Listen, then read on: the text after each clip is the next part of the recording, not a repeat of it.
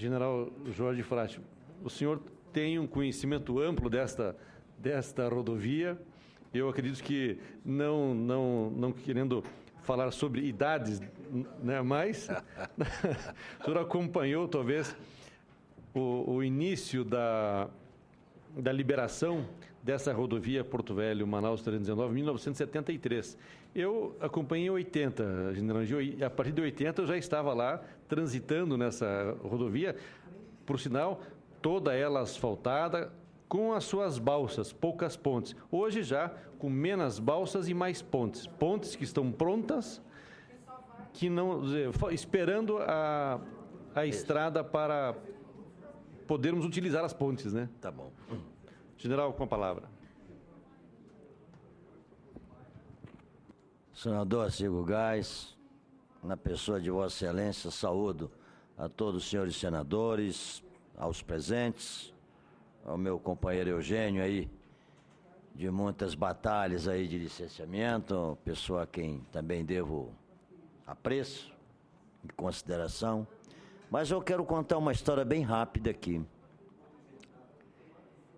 Em 1974, eu percorri a BR-319 num Fusca 1200. Esta pessoa que está aqui hoje sentada, percorreu a BR-319 em 1974 num Fusca 1200. Eu saí de Agulhas Negras, em Resende, e cheguei no Careiro e atravessei a balsa. 1974. Era um tapete de asfalto. Faz 39 anos. Não foi desmatada a floresta. Se tivesse que desmatar a floresta, já tinha, porque o madeireiro, ele não precisa de 30 anos para dizimar a floresta, não. E nem de estrada boa. Ele abre um varador e vai levando mogno, e vai levando tudo. Né? E atrás dele vem o terreno bom, que é para poder abrir fronteira agrícola. O que acontece naquela região? A terra não é boa para fronteira agrícola. A terra, por si só, ela se autopreserva. 2, eu tive o prazer de assistir a nomeação de uma doutora premiada em Harvard, que tem 11 livros escritos, que foi nomeada coordenadora das unidades de conservação ao longo da BR agora. É a mulher que trata com ribeirinhos, com o povo da floresta. Ela usou um termo interessante. Nós vamos fazer o apoderamento da floresta para fazer dela viçosa, bonita e viver em harmonia com ela. É uma professora, doutora da Universidade Federal do Amazonas. Nós temos todos os instrumentos e ferramentas para preservar essa floresta. 2, o Exército Brasileiro, na Amazônia, é um instrumento de dissuasão, de poder, de defesa do patrimônio nacional. Se existe temor, se existe dúvida para cuidar dessa rodovia, para ninguém estragar nada, o Exército Brasileiro deve ser colocado lá. Ele deve ser colocado lá. Não vai sair um pé de pau, não vai sair nada daquela floresta se entregar para a responsabilidade do Exército Brasileiro. Por quê? Porque ele tem expertise de floresta. Ele tem uma tropa especializada chamada Batalhão de Infantaria de Selva, onde a maioria dos soldados são índios. São os donos da casa. Então nós precisamos contextualizar melhor a BR-319 e não buscar perigos onde não existe. Essa é a minha posição como brasileiro. Eu tenho o manifesto dos prefeitos de toda a BR. Nós temos 500 mil brasileiros que estão lá abandonados. 500 mil brasileiros. Eu não estou em 5 mil. Nós estamos falando de 500 mil brasileiros que um dia disseram para eles: pode ficar aí que vai ter uma via. Como é que as pontas estão asfaltadas e o meio não está, e há um risco muito grande de asfaltar o meio? Onde é que está essa lógica? Queria entender essa lógica. E eu repito, faz 39 anos que a rodovia está construída, foi aberta e não houve... A floresta não foi dizimada. Os impactos não aconteceram. Está lá. Está lá. Ah, mas em Rondônia? Rondônia é diferente. Rondônia tem manchas de produção agrícola enorme, para virar pasto, para virar produção de soja, mesma coisa no Pará. Não é aquela área ali. É diferente. A área de várzea. Esse processo de licenciamento ele dura 6 anos, como bem disse Eugênio. Iniciou-se em junho de 2007. De lá para cá, o DENIT já elaborou o EIA-RIMA. Esse EIA-RIMA foi apresentado ao IBAMA em 22 de setembro de 2008. Portanto, completa 5 anos. Faz 5 anos que esse EIA-RIMA foi apresentado. Em fevereiro de 2009, há 4 anos, o IBAMA aceitou o EIA-RIMA. Em março, foi publicado no Diário Oficial da União o aceite do EIA-RIMA. Em junho, o IBAMA solicitou complementação ao EIA-RIMA, novos estudos. Quer dizer, num espaço temporal de 5 meses, tudo isso aconteceu, em 2009. Paralelamente, em março de 2009, o ministro dos Transportes, do Meio Ambiente, da Justiça, do Desenvolvimento Agrário e do Planejamento, tudo isso em 2009, em março. Esse grupo criou o Comitê Gestor Interministerial da BR-319. O Brasil é espetacular. A rodovia tinha sido asfaltada, estava aberta, eu andei na rodovia em 74. Em 2009 teve que criar um comitê, envolvendo quase todos os ministros. Imaginem só os senhores. Tá bem? Então tem um comitê. Esse comitê existe ainda. Não foi desfeito, né, Eugênio? Ele continua o comitê. Tá? Bom, uma das ações desse comitê foi o seguinte: tem que demarcar, é uma exigência do Instituto Chico Mendes, tem que demarcar as unidades de conservação da área que poderá ser afetada pela BR, que poderá. É uma areazinha de nada, de 12 milhões de hectares de terra. 12 milhões. Não tem precedente no planeta Terra. Eu desafio aqui, ali e acolá, ou do outro lado do Oceano Atlântico, do outro lado do Pacífico, quem foi que demarcou 12 milhões de hectares de terra em floresta virgem? Desafio aqui. E o DENIT fez um termo de cooperação com o Exército botou o batalhão de infantaria de selva, foi para lá e demarcou. Tinha soldado trepando em árvore para botar a plaquinha dizendo que é unidade de conservação. Teve placa que viajou de helicóptero. Tropa embarcada em meses em embarcações para sair demarcando. Tudo isso para poder obter uma licença para terminar de reconstruir o que já estava implantado. Nós não estamos falando de duplicação de rodovia, nós não estamos falando de aumento de capacidade, nós não estamos falando de nada disso. Nós estamos falando de reconstruir o que estava feito e que não houve manutenção e os invernos foram destruindo. E que hoje a Embratel, para manter a comunicação do Amazonas com o Brasil, com cabo de fibra ótica, talvez ande até de cavalo, de jerico, sei lá de quê, para poder fazer inspeção nos cabos, porque está difícil. Então nós estamos negando uma condição de soberania a um estado isolado de uma ligação terrestre com o resto do Brasil. Um não, mais de um. Porque Roraima está ao norte e depende do Amazonas para se ligar com o Brasil. Então, de repente, nós estamos entregando Roraima para o outro lado do Brasil. Porque quando eu era menino, lá em Roraima, que eu sou roraimense, o pão que eu comia, o trigo não era brasileiro. Vinha por Letem, na fronteira com a Guiana, trigo do Canadá. E muitos outros produtos. Naquela época, tudo de Boa Vista a Roraima era muito mais do outro lado do Brasil que do Brasil. Então, nós temos que ter uma visão, uma percepção do Brasil, de soberania, de integração. Nós não podemos condenar brasileiros a viverem isolados do seu Brasil.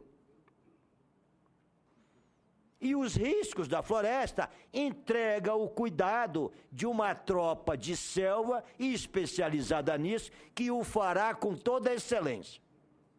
Com toda a excelência que se requer. Basta fazer um termo de cooperação.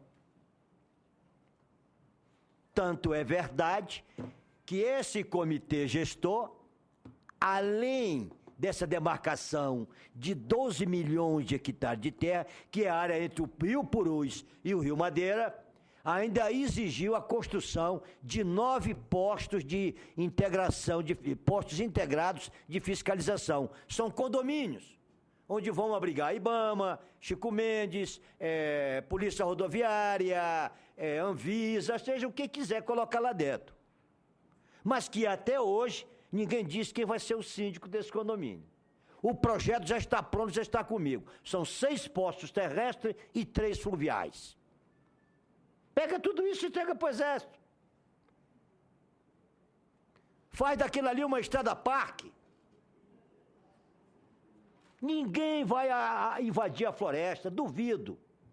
Ninguém vai invadir a floresta. E por que eu estou dizendo para o Exército? Porque eu sou um general? Não, porque tem capilaridade, tem estrutura logística, tem know-how de selva, e os filhos da floresta fazem parte dos batalhões de infantaria de selva, que são a própria população local. São os donos da casa. Os senhores já foram, por exemplo, em São Gabriel da Cachoeira, assistir uma formatura do BIS em São Gabriel da Cachoeira? São os índios de dono da casa. General Frasch. Presidente, eu queria pedir... Pois não, senadora... General, a senadora precisa sair, então, com a palavra, a senadora Vanessa Gradinski. Muito obrigada, obrigada. Inclusive, eu deixei o convite aí extensivo a todos os presentes, que nós estamos abrindo agora, no auditório Nereu Ramos, senador, o seminário organizado pelas Procuradorias da Mulher do Senado Federal e da Câmara. E eu sou procuradora da Mulher do Senado Federal. Então, já estou bem atrasada, mas eu, presidente, agradeço muito, Vossa Excelência, agradeço muito o nosso querido general Frasch, a quem eu cumprimento efusivamente pelo trabalho que vem desenvolvendo no DENIT, general, e pelas suas posições. E pedir desculpa e lamentar não poder ficar, que considero essa uma reunião fundamental. Então, senadora Cir, cumprimento Vossa Excelência pela iniciativa e lamentar que o presidente do IBAMA não esteja presente. Lamento profundamente. Eu sei que o presidente do IBAMA estava nessa casa ontem, mas ele tinha que estar hoje, porque debater a BR-319 não é de menor importância. E o presidente do IBAMA deveria estar aqui. Eu sugiro, não faço parte dessa comissão, presidente Assir, mas que seja aprovado um requerimento convocando ele para vir falar sobre a BR-319. Não é convidando, não, convocando. Porque exatamente por esse tratamento é que nós estamos lá, isolados, como diz o general, até hoje. Isolados, nós somos brasileiros, o senador Sérgio esteve recentemente lá. Não temos outra ligação, não temos nenhuma ligação com o Brasil via terrestre, nenhuma. Eu cheguei para morar em Manaus em 1976, andei na estrada também, como general em 1974. Acompanhei todo esse processo, dizer que a estrada não existia. Mas não é só o meio ambiente, não, general. Foi o próprio Ministério Público que pediu um monte de exigências que foram feitas e cada vez aparece uma exigência nova. Cada vez aparece uma exigência nova. Então, olha, general, acho que o senhor tem sido um grande patriota e, acima de tudo, demonstrado uma responsabilidade com o setor público. Eu tenho certeza absoluta que o general tem toda a razão.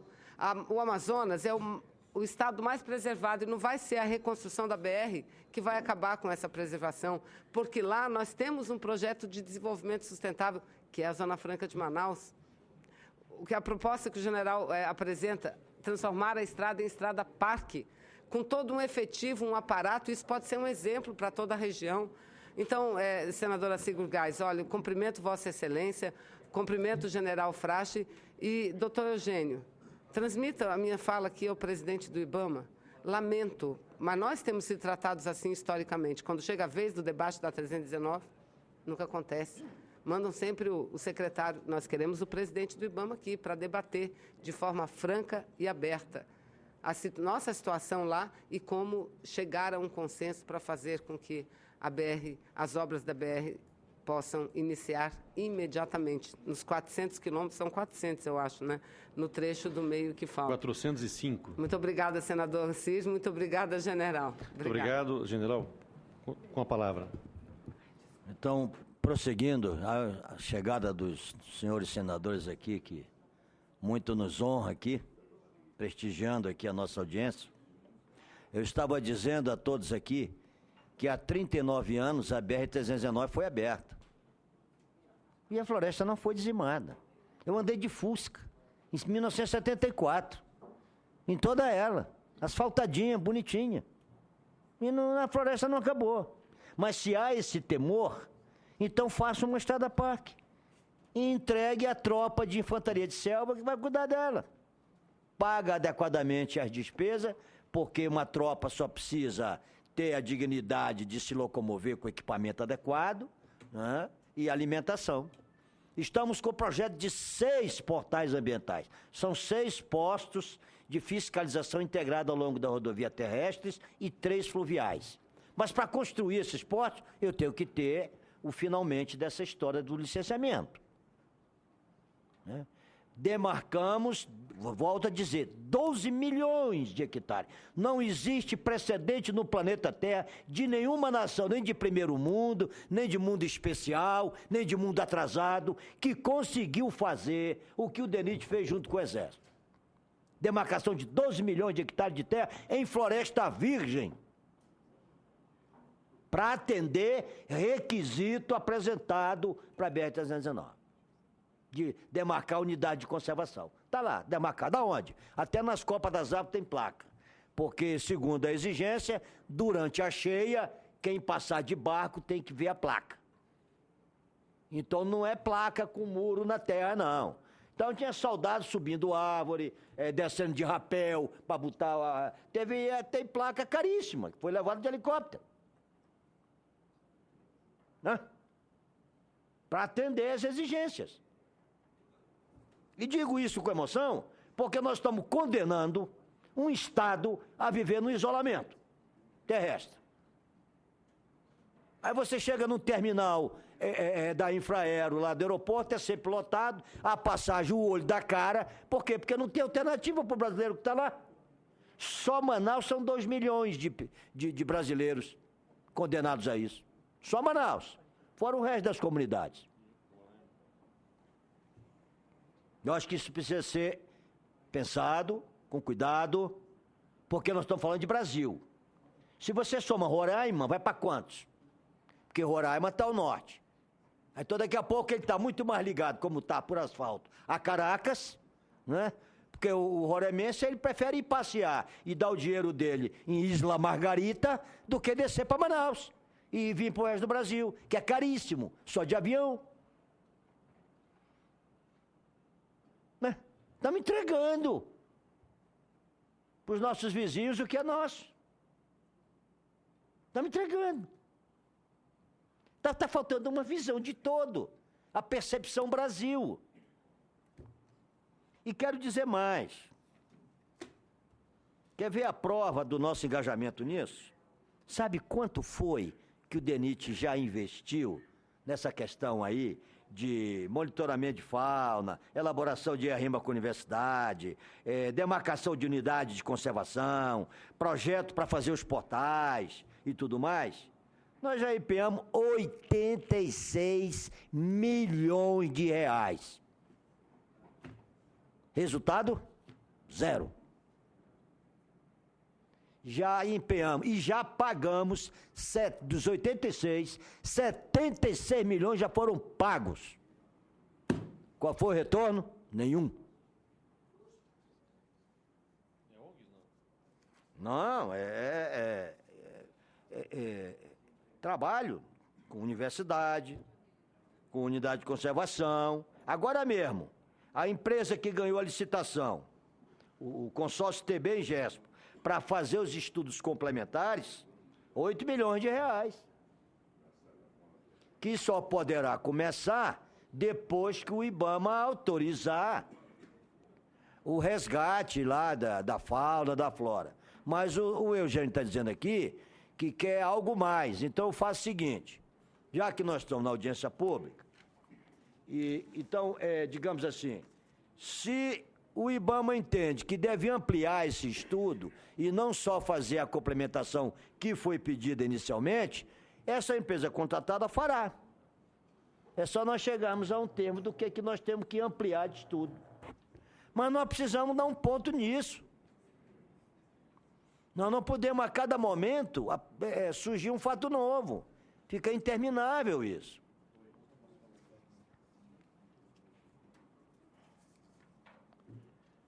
Bom, e aí vem aquela sugestão que eu estou querendo dar por último, que não me leve como nada jocoso. Mas eu acho que nós temos que criar um Parque Nacional do Gestor Público. Ele está ficando em extinção, o gestor público. Porque no Brasil, quem está começando a determinar como é que se faz as coisas são procuradores, auditores e fiscais. O gestor público mesmo perdeu a capacidade de fazer as coisas e de decidir. Ele está virando uma espécie de extinção. Antes que termine e acabe com eles, vamos criar um Parque Nacional do Gestor Público. Ele não tem capacidade de decidir mais nada. É assim que está acontecendo. Né? Nós queremos reconstruir uma estrada que eu viajei nela asfaltada e não pode. Porque tem inúmeras ações que não tem nada a ver com gestão, absolutamente nada a ver com gestão, colocando dificuldade e questionando tudo. Tudo. Um dia desses, assim, não, porque na China fizeram uma ponte enorme de 40 quilômetros em 2 anos, enquanto o Brasil fica aí com DENIT enrolado numa ponte, não sei o que, não sei o que, não sei o que. Eu falei, então faz o seguinte, vamos trocar. Pega todos os órgãos que estão aí colocando dificuldade no Brasil e bota na China. E pega a situação da China e bota no Brasil. Vou fazer mais rápido, mais barato que a ponte da China. É simples. Então, ou nós contextualizamos e entendemos todos os entraves que se colocam em cima dos empreendimentos brasileiros, ou então nós não vamos a lugar nenhum. Simplesmente isso. Ninguém quer implantar uma estrada nova, ninguém quer duplicar a BR-319, ninguém quer fazer nada demais. Nós só queremos refazer o que o tempo destruiu sem manutenção. É simples. Simples. Não vão mudar nem o traçado da rodovia. Vai ser o mesmo. Então, com todo o respeito que eu tenho àqueles que são responsáveis pelos estudos ambientais, que deve continuar sendo, nós estamos num momento diferente, onde os recursos naturais têm que ser preservados. Como soldado, eu sempre aprendi, durante 40 anos de exército, que a natureza me dá abrigo e alimento. E me ajuda a manobrar. Isso eu aprendi no exército. As áreas mais preservadas no Brasil são as áreas militares. São as áreas de campo de instrução. São todas verdinhas, porque nós aprendemos assim. Então, já que é assim, coloca as tropas de selva para fazer da Estrada Parque uma estrada modelo para o resto do mundo. Para o mundo olhar e dizer, o Brasil sabe cuidar da sua floresta. Ele faz estrada e preserva. Usa uma instituição que tem capilaridade, que tem estrutura e tem status logístico para isso. Simplesmente isso. Então, eu quero concluir dizendo que nós temos que ter a percepção da justiça socioeconômica que o Amazonas merece, junto com o estado de Rondônia e todo o norte, que Roraima merece. Dependemos de uma ligação terrestre, que não está garantida. Não, mas tem o Rio Madeira. Bom, o Rio Madeira, eu estou lá com um projeto de dragagem agora, para ver se nessa vazão a gente consegue diminuir a dificuldade de navegação do Rio Madeira. Porque se é a via que causa destruição, então é o seguinte, tem que secar os rios todos, porque o pessoal desmata ilegalmente e baixa pelo rio as toras de mogno. Então não é assim, né? Não é a estrada ou o rio que faz o desmatamento. Quem desmata é o homem. E aí nós temos que ter instrumentos e presença do Estado para disciplinar, policiar, reprimir e impedir as ações ilegais de desmatamento e destruição da floresta. Isso era o que eu tinha a dizer. Muito obrigado, general Frade, pelas suas colocações. Só para complementar, eu entendo que se nós tivermos, ou se há alguém preocupado com o desmatamento, o transporte de madeira irregular é muito mais fácil pelos rios da Amazônia, que não precisam nem de barco, só largar a madeira que ela vai, do que pela estrada. Porque ela só tem duas pontes nas cabeceiras, ali não tem como passar. Não tem como passar. Não tem estrada transversal na 319. Ele vai desembocar no Rio Negro ou no Rio Madeira. Não tem outra passagem, então é fácil de fiscalizar. Ao passo que, se quiser fazer o desmatamento e transportar madeira ilegal pelo rio, não precisa nem de embarcação, como nós já vimos acontecer através das informações dos jornais televisivos que apresentaram esse problema por muitas vezes. Eu agradeço